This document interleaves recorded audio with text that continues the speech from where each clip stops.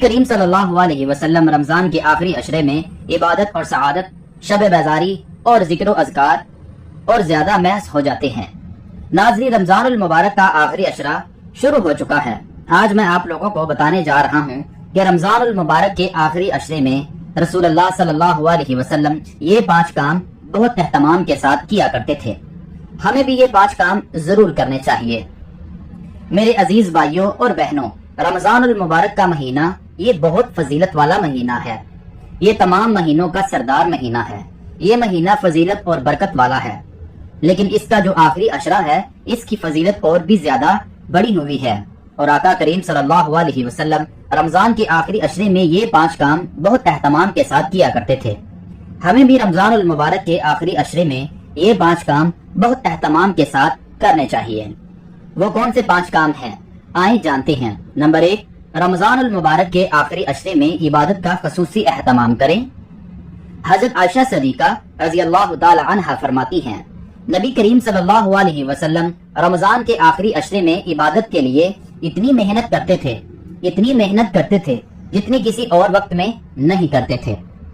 رمضان المبارک کے آخری عشرے میں آقا کریم صلی اللہ علیہ وسلم خوب عبادت کرتے تھے، پوری رات قیام میں گزارتے تھے، پوری رات عبادت میں گزارتے تھے، پوری رات قرآن مجید کی تلاوت میں گزارتے تھے، پوری رات اللہ تعالیٰ کی یاد میں گزارتے تھے۔ بستر کو آقا کریم صلی اللہ علیہ وسلم چھوڑ دیتے۔ رمضان المبارک کے آخری عشرے میں آپ جتنی عبادت کرتے تھے، جتنی محنت کرتے تھے، کسی اور وقت میں آپ اتنی محنت نہ کرتے تھے جتنی آقا کریم صلی اللہ علیہ وسلم رمضان المبارک کے آخری عشرے میں عبادت کا اہتمام کرتے۔ اسی لیے اس سے پتہ چلتا ہے کہ رمضان کا آخری عشرہ کتنی فضیلت والا ہے۔ یہ ہمارے پاس موقع ہے۔ آج اللہ تعالیٰ نے ہمیں ایک مرتبہ پھر زندگی میں یہ رمضان المبارک کا مہینہ عطا کیا ہے۔ اگر ہم دنیا سے چلے جائیں، پھر ہمیں یہ موقع ملے یا نہ ملے، پھر اس وقت ہم یہ کہیں گے کاش ہمیں ایک موقع اللہ تعالیٰ اور عطا فرما دیتے، لیکن پھر وہ کاش ہی رہ جائے گا۔ آج وقت ہے، آج اپنے آپ کو خوب عبادت میں تھکائیں۔ رمضان المبارک کے چند دن باقی رہ گئے ہیں، یہ چند دن آپ عبادت میں لگا دیں، پوری رات عبادت کریں، پوری رات قیام کریں۔ آقا کریم صلی اللہ علیہ وسلم خوب عبادت کرتے تھے رمضان المبارک کے آخری عشرے میں۔ نمبر 2، گھر والوں کو جگانا۔ آقا کریم صلی اللہ علیہ وسلم رمضان المبارک کے آخری عشرے میں عبادت کے لیے اپنے گھر والوں کو بھی جگاتے۔ ایسا نہیں کہ آپ خود عبادت کر رہے ہیں، اپنے گھر والوں کو بھی جگائے۔ اٹھو بھائی، رمضان کا آخری عشرہ ہے، عبادت کرو، اللہ تعالیٰ کی یاد میں یہ وقت گزارو۔ اللہ تعالیٰ کی عبادت کو جتنی زیادہ کرو اتنا زیادہ فائدہ ہے۔ آقا کریم صلی اللہ علیہ وسلم اپنے گھر والوں کو بھی جگاتے تھے۔ ہمیں بھی اپنے گھر والوں کو جگانا چاہیے۔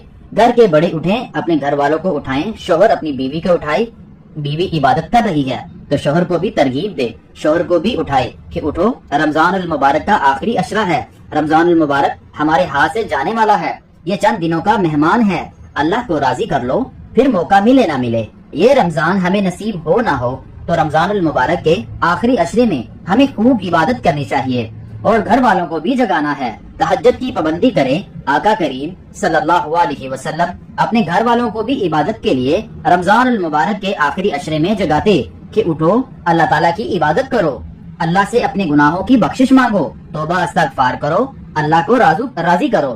تو آقا کریم صلی اللہ علیہ وسلم پوری کمر کس لیتے تھے۔ رمضان کے آخری عشرے میں تیسرا کام لیلۃ القدر کی تلاش اور دعاؤں کا اہتمام۔ آپ صلی اللہ علیہ وسلم آخری عشرے میں لیلۃ القدر کی تلاش میں زیادہ عبادت فرماتے، اور حضرت عائشہ صدیقہ رضی اللہ تعالی عنہا نے پوچھا، یا رسول اللہ صلی اللہ علیہ وسلم، میں لیلۃ القدر کو پالوں تو میں کیا دعا کروں؟ کیونکہ رمضان کا آخری عشرہ ہے تو اس کی طاق راتوں میں کوئی ایک رات لیلۃ القدر ہے، 21ویں شب، 23ویں شب، 25ویں شب اور 29ویں شب۔ ان 5 راتوں میں لیلۃ القدر تلاش کرو۔ ان 5 راتوں میں لیلۃ القدر کو تلاش کرنے کا حکم دیا گیا۔ تو حضرت عائشہ صدیقہ رضی اللہ تعالی عنہا فرماتی ہیں کہ میں نے رسول کریم صلی اللہ علیہ وسلم سے کہا، اگر مجھے شب قدر کا علم ہو جائے تو میں کیا دعا کروں؟ تو نبی کریم صلی اللہ علیہ وسلم نے فرمایا، اے اللہ، تو معاف کرنے والا، کرم کرنے والا ہے اور معافی کو پسند کرتا ہے، لہٰذا مجھے معاف کر دے، اپنے گناہوں کی بخشش مانگے، توبہ استغفار کریں یہ رات 1000 مہینوں سے افضل رات ہے. اس ایک رات میں عبادت کرنا 84 سال عبادت کرنے سے بھی افضل ہے. یہ 1000 مہینوں سے افضل رات رمضان کی اسی آخری عشرے میں آ رہی ہے. تو ہمیں اس رات کو تلاش کرنے کے لیے عبادت کا اہتمام کرنا چاہیے. ہر رات آپ کم از کم 2-4 گھنٹے تک عبادت میں لگائیں. اور پھر تہجد بھی آپ کی چھوٹنی نہیں چاہیے. تہجد کی اذان آپ پابندی کے ساتھ ادا کریں. نماز پابندی کے ساتھ آپ ادا کریں. عام دنوں میں تہجد کی فضیلت یہ ہے کہ آقا کریم علیہ الصلوۃ والسلام نے ارشاد فرمایا کہ تہجد کے وقت اللہ تبارک و تعالی آسمانی دنیا پر اپنی رحمتیں نازل فرماتا ہے اور اعلان لگواتا ہے کوئی رزق مانگنے والا ہے کہ میں اسے رزق عطا کروں. کوئی پریشانیوں سے چھٹکارا طلب کرنے والا ہے کہ میں اس کی پریشانیاں دور کر دوں. کوئی مصیبت زد کہ میں اس کی مصیبت کو دور کر دوں. کوئی بیمار کہ میں اسے شفا عطا کروں. کوئی گنہگار اپنی گناہوں کی بخشش مانگنے والا کہ میں اسے بخش دوں. محترم ناظرین اور میری پیاری بہنیں، یہ اعلان کیا جاتا ہے عام دنوں میں. تو رمضان المبارک کی تو پوری رات ہی آپ یوں سمجھ لیں کہ اللہ تعالیٰ کی طرف سے ہر گھڑی اللہ تبارک و تعالیٰ کی طرف سے رحمتیں نازل ہو رہی ہیں. تو رمضان کے آخری عشرے میں ہمیں لیلۃ القدر کو تلاش کرنا ہے. نمبر 4، صدقہ خیرات میں اضافہ. آقا کریم علیہ الصلوۃ والسلام یوں تو پورا سال صدقہ خیرات کرتے ہی تھے، لیکن رمضان میں آپ کا صدقہ خیرات بڑھ جاتا تھا. لیکن حضرت عائشہ صدیقہ رضی اللہ تعالی عنہ فرماتی ہیں کہ یہ سلسلہ رمضان کے آخری عشرے میں حضور اور بھی زیادہ بڑھا دیا کرتے تھے.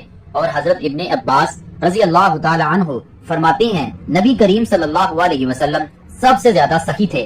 رمضان میں آپ صلی اللہ علیہ وسلم کی سخاوت بڑھ جاتی تھی.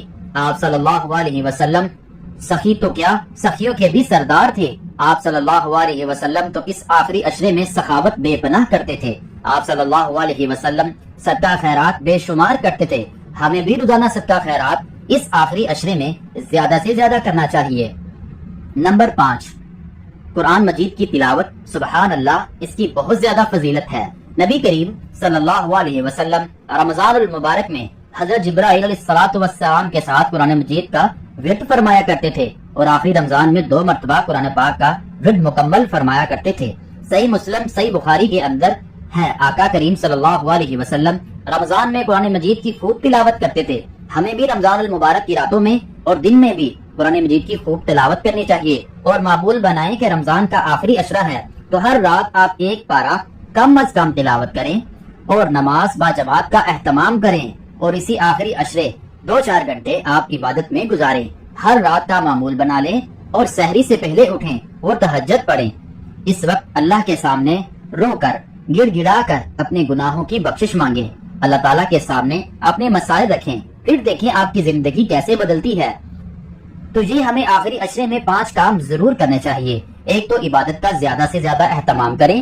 نمبر 2، اپنے گھر والوں کو بھی عبادت کے لیے بیزار کریں، اٹھائیں. نمبر 3، صدقہ خیرات کریں. نمبر 4، لیلۃ القدر کی تلاش کریں. نمبر 5، قرآن مجید کی تلاوت کریں. یہ 5 کام ہمارے بڑے اہتمام کے ساتھ اس عشرے میں کرنے چاہیے. مجھے امید ہے آپ کو میری بات سمجھ آ گئی ہوگی. اللہ تعالیٰ ہم سب کو رمضان المبارک کے اس آخری عشرے میں ڈھیروں عبادات کرنے کی توفیق عطا فرمائے. اللہ اپنے سامنے سجدہ ریز ہونے کی، اپنے سامنے جھکنے کی ہمیں توفیق عطا فرمائے اور اللہ ہمیں لیلۃ القدر جیسی رات نصیب فرمائے. آمین ثم آمین. محترم ناظرین، ویڈیو اچھی لگے تو ویڈیو کو لائک کریں، شیئر کریں، چینل کو سبسکرائب کریں کیونکہ ہمیں آپ لوگوں کی سپورٹ کی بہت ضرورت ہے. اور کمنٹ باکس میں اللہ تعالیٰ کے 99 ناموں میں سے ایک نام ضرور ٹائپ کریں. اجازت دیجیے، اللہ حافظ.